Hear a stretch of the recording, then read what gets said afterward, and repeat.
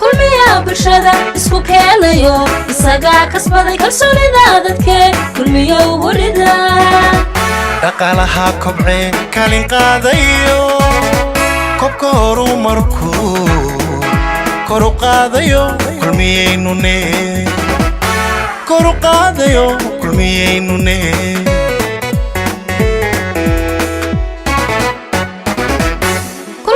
bulshada isku keenayo isaga kasbaday kalsoonida dadka kulmiya ugu rida dhaqaalaha kobce kalin qaadayo kobka horumarku kor u qaadayo kulmiyeynune kor u qaadayo kulmiyeynune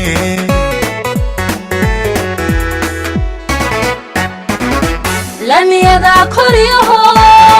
korayo ilaa xidhi kayrgalay dalkeenne kadar lagaga soo baxay kulmiyaa horsadee kulligeen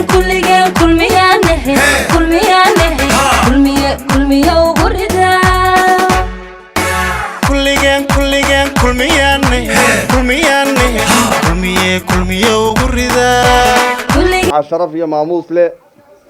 wafdiga culus ee ay hogaaminayaan xildhibaanada iyo wasiiradii hore ee ka kooban Cabdilaahi gudoomiyaha bankiga qaranka bankiga dhexe Soomaaliland xildhibaan Jamaal Aadan Diiriye egas wasiir Cali Maxamed Waran Cadde ahna la taliyaha madaxweynaha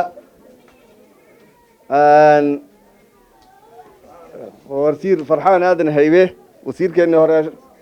hay'adda shaqaalaha gudoomiyihii hore hay'adda shaqaalaha ahna wasiirkii hore duulista iyo hawada dhammaan xubnaha xisbiga kulmiye agaasimayaasha dhammaan waxaan idinku wada salaamayaa iyo dadweynaha sabawanaag ee ka soo qayb galay xafladan iyo munaasabadan ay inoogu yimaadeen xubnaha culculusi si ay halka ay diiwaangelintu marayso iyo sida ay u socoto iyo wacyigelin iyo indhayn deegaankoodii ahba ay ugu soo kicitimeen waxaynu ku soo dhawaynaynaa aynu ku salaamaynaa salaanta islaamka assalaamu calaykum waraxmatullaahi tacaala wabarakaatu deegaankoodii oo ay yimaadeen markay indhaindheeyaan siday diiwaangelintu u socoto iyadii wacyigelintaba ay nagala qayb qaataan dadkeenna wixii ka dhiman siday u darsi lahaayeen wixii loo baahan yahay maanta in wax looga tarana ay uga tari lahaayeen ayaa muhiima waana taa ay inoogu yimaadeen gacmo furan ku soo dhawaada baynu leenahay ku soo dhawaada degmada Sabawanaag degmadiini weeye ujeedadiisa koowaad waxay tahay in laydinku wacyigeliyo oo aynu isu sheegno faa'iidada uu leeyahay kaarka codbixintu inay qaadataan qodobka labaadna waxa weeye inaan ka war helno dadka iyaga ku noolaa degmada Sabawanaag xaaladda ay ku sugan yihiin si aynu uga wada tashanno wixii aynu soo kordhin karnay waxa la qaban karnaba runtii naguma cusba inaan halkan nimaadno in badan baa oo nimid isagoo gurigana dhisnaanisiyo iyo isagoo dhisanba guriga laftiisa wuxuu ka mid yahay harsadana waxqabadkii xukuumadaha kulmiye kala dambeeyey waktigii la dhisay runtii anigu waxaan ahaa guddoomiyaha ururka horumarinta ka shaqeeya deegaankan farxad bay tahay maanta inaa wakti ka mida waktiyada halka ay shir kula qaato dadweynihii reer Sabawanaag madaxda Mijaba wafdiyo badan baa soo maray maanta ayaa saa idin soo maray wafdigii reer Sabawanaag iyo Cadaadley ama Isxaaq Arre ee deegaanka la xijacdo ka haysay inay u taliyaan insha Allah marka kaarka qaadataan kaarku aad dawladda ku bedelayso oo xildhibaan ku dooranayso oo madaxweynaha ku dooranayso waa kay xisbiyada ku dooranayno waa kay wax badan ku bedeli doono insha Allah intii kaarka halka aynu geedina ka talinaysay waa intaa maanta idinla joogta maqsadkaygu ahaa kow in aynu isdiiwaangelino oo aynu kaarka qaadano reer Sabawanaag waxa lagu ogaa ficil baa lagu ogaa in aanay hoos uga dhicin in aanay sidoodii hore aanay waxba iska bedelin in ay kaarka qaataan intii qaadatayna qaadatay intii hore u haysatayna way haysataa inta dambana ha qaadato wax yar baa hadhay waqtigii markaa ha lagu dadaalo kaarka si loo qaadan lahaa isku diiwaangelin lahaa diiwaangelintu waa kaarkii uune waxaan leenahay nabadgelyada ha la xoojiyo kaarkana ha la qaato ha la isku duubnaado ha la adeeco madaxdiinna mid degmo iyo mid sare cid waliba halkay joogto ha la adeeco maanta kaarhkaynu isku baraarujinaynaa kaarhkayna qaadataan baan idinku baraarujinaynaa mid kalena waan ku darayaayo annagu haddaanu nahay hablaha garabka haweenka waxa meesha ka maqan oon mar kasta tabnaa hablaha haweenka sabawanaag soo ahayd kaarka inaad qaadataan oo aada ugu dadaashaan oo qof kastoo meel jooga soo qaataan macawdo iyo habar fadhiistay hadduu yahay waxa weeyaan hal qodob waa wacyigelin waxaa laydinku wacyigelinayaa in kaarkii codbixinta la qaato kaarka codbixinta wuxuu xaq kuu siinayaa inaad wax ku doorato laguna doorto dalka maamulkiisa ku beddesho deegaan ku doorato baarlamaan ku doorato guurti ku doorato madaxweyne ku doorato isdiiwaangeliya saynu dadka uga muuqanno deegaanku uga muuqdo iyo waxaynu haysannaba ummadda aynu uga muuqannaa ayaanu idii wadnaa maaha xilli olole laakiinse annaga waxaa noo dana waxa idinka idii dana ima annaga noo dana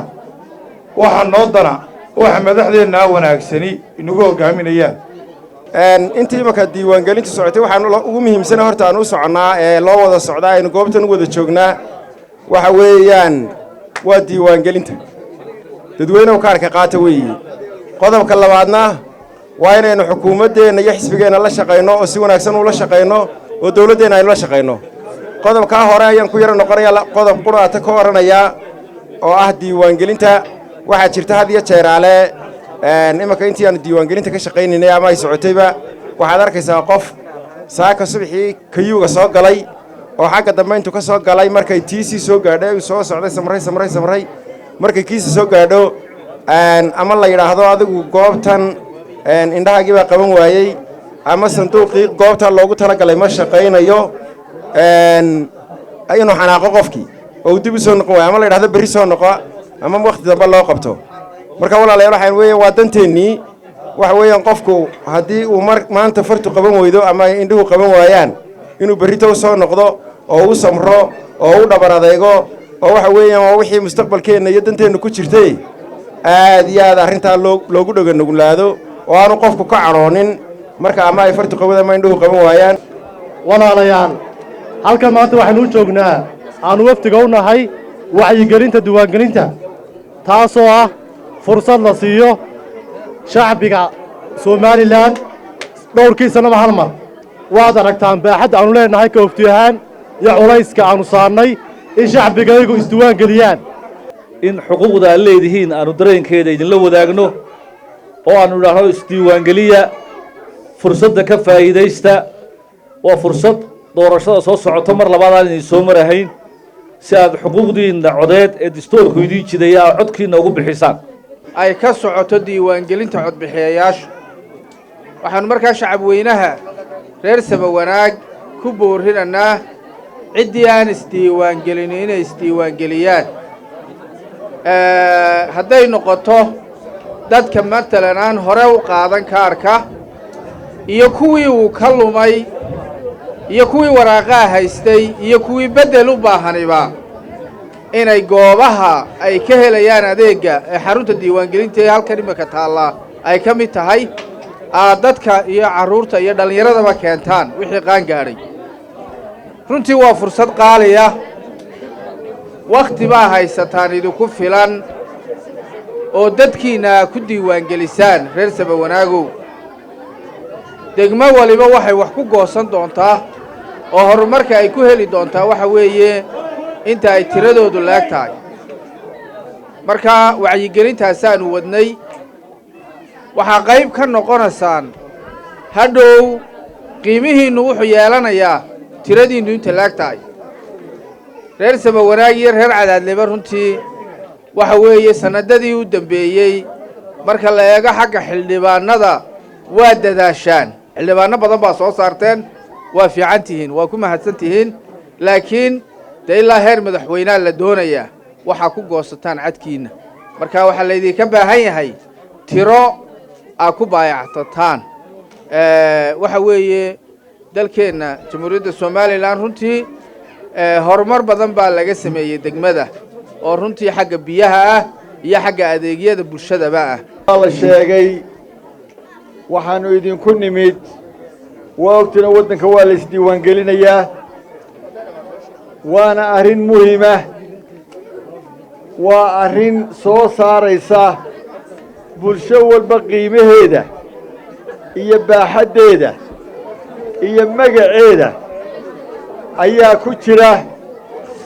markaa bulshadan maanta aa ka soo jeedaan waa bulsho qiimo badan waxaad tihiin bulshadii wakhtigii casrijaahiliga markii reer somalilan isku yaacyaaceen waxaa ahaydeen bulshadii bari iyo galbeed u dhaxaysay ee isu soo jiiday ee nabaddaa maanta lagu naaloonayo ka shaqeeyey ee walaalahood boggooda burcaysu mariyey baa ahaydeen somalilan waxaa kaga jirtaan baal dahabah waxaa magaciinnu kaga jiraa meel qiimo badan waxaan idiin soo jeedinayaa bulshada reer sabawanaag haddaad tihiin magacaa iyo qiimaha aad la baxdeen ee bulshada reer somalilan idiin taqaano inaydaan marna hoos uga dhicin oo halkaa kaalintaa qiimaha badle inaad tolka somalilan isu soo jiidaan oo nabadda ilaalisaan